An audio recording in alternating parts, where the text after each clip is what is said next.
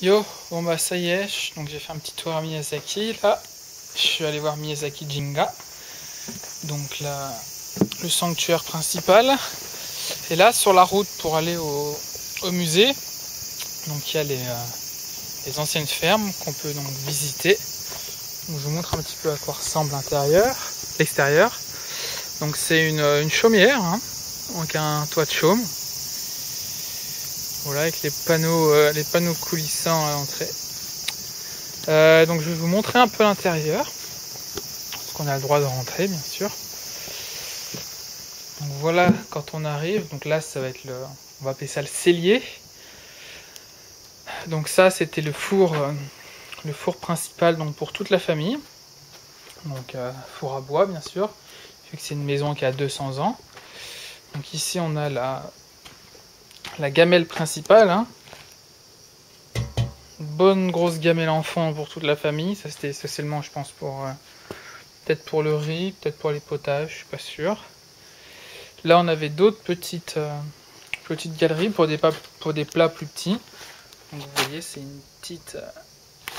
on mettait un tout petit peu de bois ici, on pouvait poser une gamelle par-dessus. Donc je vous montre un petit peu comment c'est à l'intérieur. Donc vous voyez comment c'est fait. Hop.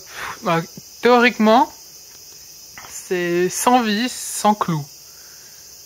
C'est tout le bois et les cordes qui tiennent l'ensemble. Alors je sais pas si pour cette reconstruction ils ont utilisé des clous, des vis, mais c'est vrai que traditionnellement il n'y a ni clous ni vis. Alors maintenant je vais essayer de pas me salir les pieds. Donc, je rentre à l'intérieur, donc on enlève ses chaussures pour marcher sur les tatamis. On met les slippers. Donc voilà, là on se trouve donc à l'intérieur de la maison. Donc avec les panneaux coulissants pour séparer les pièces. Alors panneaux coulissants qui sont sans roulette. Donc c'est juste une rainure en haut, une rainure en bas. Et les panneaux qui coulissent à l'intérieur, bois contre bois. Là on va trouver un petit fourneau. Il y a un gamin qui a dû marcher dedans. Donc petit fourneau, là c'est le reste des cendres.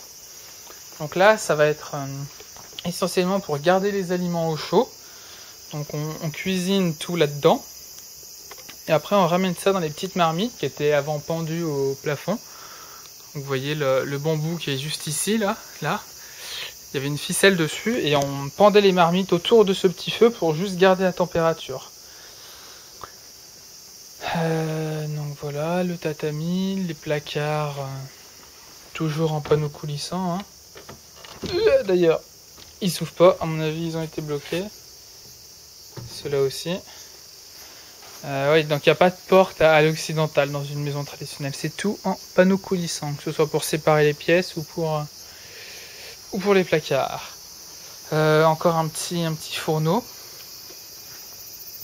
Toujours pour garder la chaleur. Donc voilà, vous voyez, c'est un arc. Un arc cassé.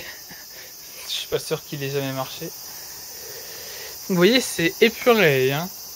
Je veux dire, il n'y a pas de décoration, il n'y a pas de couleur, il n'y a pas de vase, il n'y a pas de fleurs. C'est vraiment les maisons épurées le plus possible pour qu'il y ait le moins d'entretien possible, le moins de travail à la maison. Bah, tout simplement pour qu'on puisse mieux s'occuper du travail dans les champs. Ce qui est logique, on va dire. Bon bah voilà, donc fini ce petit tour. Je vais prendre des photos des autres maisons. J'ai fait une vidéo dans celle-là parce que c'était la plus grande. Je prendrai des autres photos des autres maisons parce qu'elles ont tout un style différent, des villages différents, des époques différentes. Donc voilà. Bon bah on se retrouve donc un petit peu plus tard si j'ai le droit de prendre des photos dans le musée. Et sinon bah à tout à l'heure pour le retour à Kagoshima. Bon allez, ciao à toutes. Oui, pour la maison, juste j'ai pas précisé, mais bien sûr il n'y a pas de chambre proprement dite dans ce style de maison. Il peut y avoir peut-être une suite parentale. Peut-être que là on va dire qu'il y avait la suite parentale. Mais c'est des futons. Donc forcément c'est rangé dans les grands placards que je vous ai montré tout à l'heure, particulièrement ceux-là qui sont de haut en bas. Donc c'est les futons qu'on sort pour dormir, donc dans la salle où on a mangé. C'est le même système que dans les ryokan, on pousse la table et on met le futon à la place pour dormir. Voilà, juste petite précision.